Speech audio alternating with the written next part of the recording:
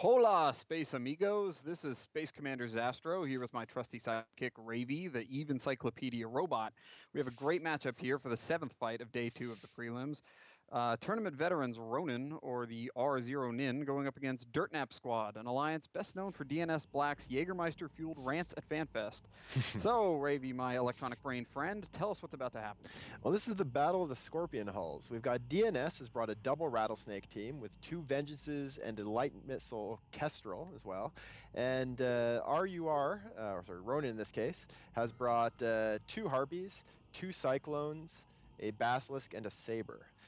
Honestly, my money is on the Dirtnap Squad team in this because the Basilisk or the Widow is not going to be able to jam out the drones on those uh,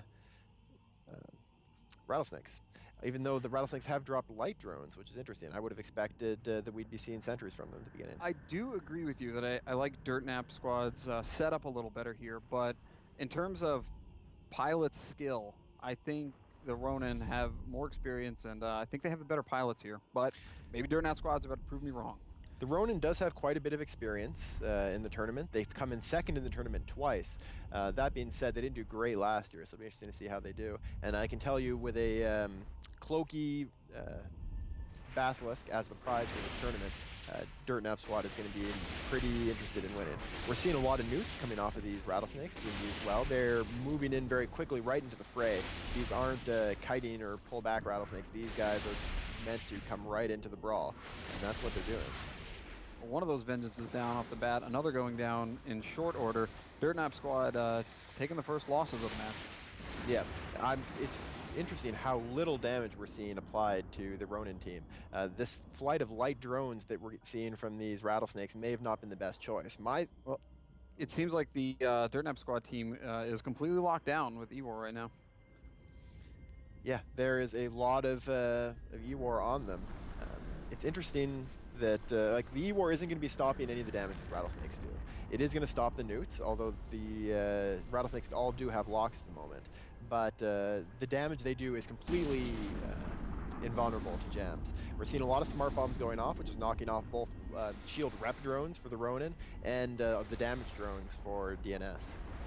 Yeah, again, we're seeing those smart bombs coming real handy to negate all the drone power of the enemy team. Yeah. Now, we're seeing an interesting setup with a cap transfer chain between the Widow and the Basilisk for the Ronin. This Widow isn't like the paper-thin one that Tyrax brought for Dystopia's team. It does have a tank on it. We're seeing the hardeners on it, and it does have a cap transfer chain going with the Bassi. So it's Yeah, what do you think about bringing a Bassi as your logistics? They do usually have a cap problem. They can. Often, if you're going to be leaving them by themselves, a scimitar is better. But in this case, where you can cap transfer them with a battleship that has free highs, you can essentially create capacitor out of nothing, which is actually what we're seeing from the rattlesnakes, too. Both of these two teams have a cap transfer chain going that's creating cap. In the case of the Ronin's team, they're using it to power the reps on their Basilisk.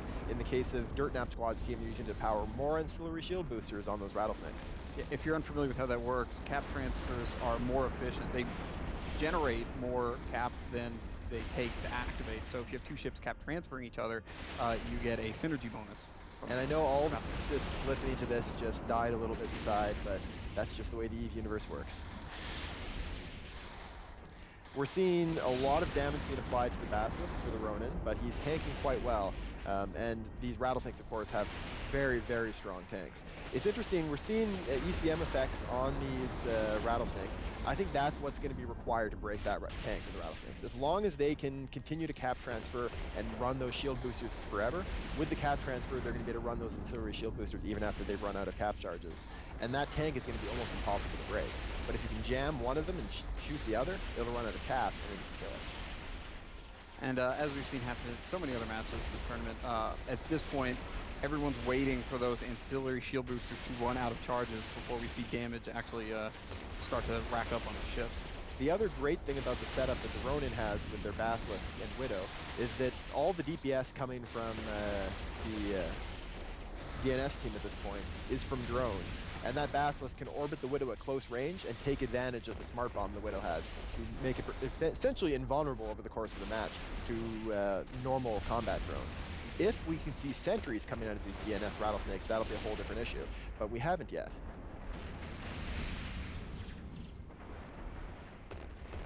Right now, So the DNS Rattlesnake's starting to take some focus. significant shield damage, and there is a whole stack of effects on him. And Don't think it's gonna very, last very much longer. telling, we are not seeing the cap transfer effect right now. That probably means that the other Rattlesnake is jammed, and so he's going to be running out of cap and can't run his booster. If that other Rattlesnake can get a lock quickly, get cap back to him, and then can get him running his booster, he may be able to tank it, but as is, he's going to only be able to pulse it a little bit. And there we're seeing the cap transfer back, but it may be too little too late. We're also seeing the gorgeous missile effects in the game now, with all the missiles coming in from the Widow. DNS is trying to primary the Ronin Cyclone, but it's tanking it very easily from the ogres that are thrown at it. Yeah, the only damage that we're seeing on the Ronin has come from smart bombs. That's why it's hitting everything just a little bit without stacking up. We're seeing another flight of ogres, so both of these widows that have ogres out. Again, I'm really wondering why they didn't decide to bring any sentries. Sentries would have been a perfect choice for this match. They could have dropped them right at the beacon, picked off some of the opposing frigates, possibly picked off these harpies and sabers with them right at the start of the match. And as long as these sentries are away from the fight, they're impossible to smart bomb unless you burn all the way over and sit on them for a while. They're much better for this. Yeah, we really haven't seen too many sentries at all throughout the tournament. Why do you think that is? It's because we haven't seen a whole lot of drone teams, really. Most of the drone teams that we've seen, the real drone teams, have been using sentries. The first double Rattlesnake team we saw on the first day was using sentries. The double Ishtar team that we saw on the first day was also using sentries. The fact that these DNS Rattlesnakes aren't, I think, is a major oversight on their part. And I think it's going to hurt them, as we're seeing this one Rattlesnake. The Rattlesnake of Master Who dropping through armor, and he's going to be dead very soon. And I have people yelling at me about my capacitor use comment earlier. Perhaps I should clarify. Basilisk use less capacitor when they use capacitor. That's why they're able to create capacitor out of nothing. Actually, they're more efficient, but everybody can create capacitor out of nothing. It's just the way cap transfers work. They're very impressive pieces of very advanced technology. And we see that one Rattlesnake go down, and now without its partner, the second Rattlesnake won't be able to tank for very long. It'll only have as long as it has capped boosters in his shield booster, and once that runs out, it's going to drop very quickly, and we will see a clear win for the Ronin, with no kills for Dirtnap Squad, which means Dirtnap Squad is probably not going to have a chance to get that shiny Basilisk. This has been another slam dunk match. We've been noticing a lot of 50-0 matches so far. How come you're not seeing as much back and forth? It seems like a lot throughout the prelims with one team just slam dunking the other team. I think it may have something to do with the ancillary shield booster being popular. The fact that teams can tank so well means that the team that starts taking out the DPS of the opposing side first ends up keeping most of their ships alive. This is different than in past tournaments. Last year in the 5-man prelims, most of the teams got a good number of kills on both sides. So losing teams were coming out of the matches with 20, 25, 30 points. And that put them in a strong position later. Right now, the most we've seen any losing team get in points is 16. That's remarkably low compared to what we had last year.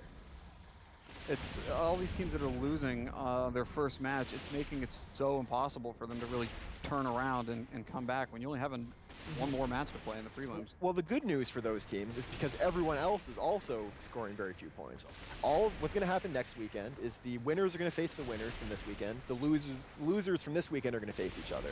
And then when you tally up first by wins, then by points, the top half of them are going to go on to the knockout rounds. So everyone. Right. I'm curious if we're going to end up with some ties there messing up the exact number of teams that should advance. Maybe we'll have to create some kind of playoff for them. It's possible. There is quite a few different tiebreakers you can use, and they're all built into this system. So you can get tiebreakers based on the number of points that were scored. You get tiebreakers based on how strong the opponents you were up against, like whether your opponent won his next match or the previous match. So I don't think we've seen any perfect ties in the past, but it's always possible. Yeah, and I think that with this tournament's number of 50-0 slam dunks, this might be the first time that it comes up. Yeah, it's very possible. But what these small point totals for the losing teams mean is that even these teams that are getting like 5, 10 points out of their match are in a much, much stronger position than the people getting 0.